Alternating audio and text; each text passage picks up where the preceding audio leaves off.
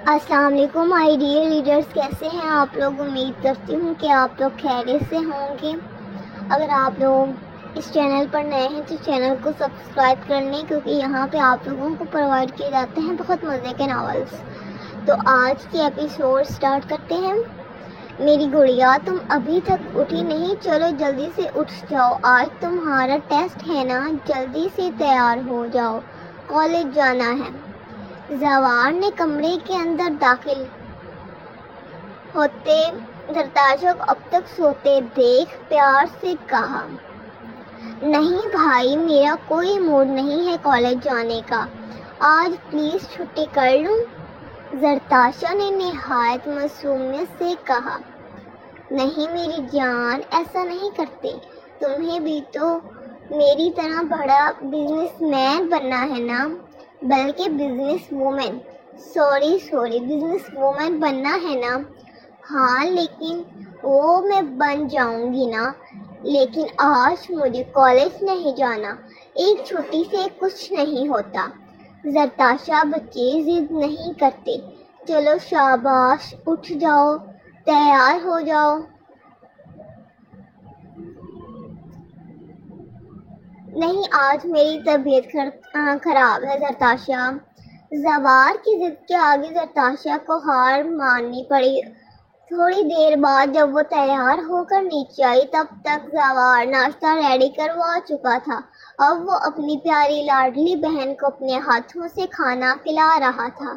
زرتاشا کو صبح سے ہی عجیب محسوس ہو رہا تھا، جیسے کچھ برا ہونے والا ہے، لیکن پھر بھی وہ زوار کی بات مان کر آج کالج آ گئی۔ اب وہ کالج گیٹ پر کھڑی زوار کا انتظار کر رہی تھی۔ اسے غصہ آ رہا تھا کیونکہ پھر سے زوار لیٹ ہو گیا تھا۔ اب تو میں ان سے بات ہی نہیں کروں گی، میں جا رہی ہوں، اس نے غصے سے کہتے کالج کے باہر قدم رکھے اور اپنے بیگ سے فون نکال کر زوار کا نمبر ملایا۔ بھائی، آج آپ پھر لیٹ ہو گئے نا، میں آ رہی ہوں، میں نا رکشے میں بیٹھ کر آ رہی ہوں، یا میں کوئی کیب کر لوں گی، نہ آئیں آپ مجھے لینے، میں آپ سے ناراض ہوں۔ یہ کہتے بنا زوار کی بات سنے وہ موبائل بند کر کے بیگ میں رکھتے وہاں سے چل پڑی۔ ابھی وہ تھوڑی دور ہی گئی تھی کہ ایک ٹرک اچانک سے اس سے ٹکرایا۔ وہ اتنا بھیانک حادثہ تھا کہ زرتاشا کے چتھرے اڑ گئے، اس کے جسم کا کوئی بھی حصہ سلامت نہ بچا۔ اس کا کالج ایک کمرشل ایریا میں موجود ہونے کی وجہ سے سامنے بلڈنگ میں موجود لگے CCTV کیمرے میں اس حادثہ کی ویڈیو بن چکی تھی، جبکہ ڈرائیور موقع سے فرار ہو چکا تھا۔ اب وہاں پر عوام کی بھیڑ لگ چکی تھی۔ جبکہ زوار وہاں پہنچا، جب اس نے یہ حادثہ دیکھا تو اس کا سر چکرا گیا، اتنی بھیانک اور دردناک موت تھی۔ اسے فوراً زرتاشا کی فکر ہونے لگی۔ وہ زرتاشا کو ڈھونڈ رہا تھا جب اس کی 2 کلاس فیلوز نے زوار کو بتایا کہ جو ایکسیڈنٹ ہوا ہے وہ زرتاشا کا ہی ہے۔ یہ سن کر زوار کے قدموں کے نیچے سے تو زمین ہی نکل چکی تھی۔ اسے یقین نہیں آ رہا تھا کہ اس کی بہن اتنی بھیانک موت مری ہے۔ سڑک پر چاروں طرف خون ہی خون تھا اور جگہ جگہ جسم کے چھوٹے چھوٹے حصے موجود تھے۔ پولیس وہاں پہنچ چکی تھی۔ زوار نے بڑی مشکل سے ایک سفید کپڑے میں خود اپنے ہاتھوں سے اپنی بہن کے جسم کے مختلف حصوں کو اٹھایا تھا۔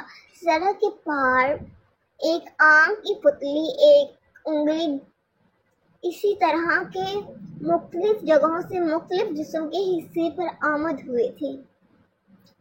زوار کو یہ تک ناگوارا تھا کہ کوئی اس کی بہن کو دیکھے بھی، چھونا تو بہت دور کی بات۔ یہی وجہ تھی کہ اس نے خود بمشکل ہمت جمع کر کے اپنی بہن کی ڈیڈ باڈی، جو کہ نہ ہونے کے برابر تھی، اٹھائی تھی اور کسی کو اس کے قریب تک نہ آنے دیا تھا۔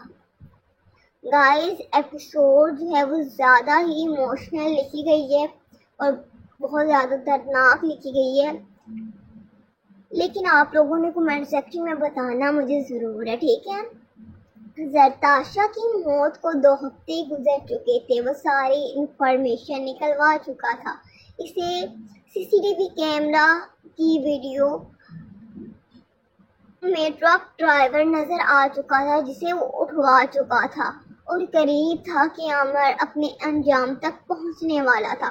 سو گائز، آپ لوگوں نے مجھے کمنٹ سیکشن میں بتانا ہے کہ آپ لوگ عامر کی جو آگے عبرتناک سزا ہے وہ کس طرح سے چاہتے ہیں۔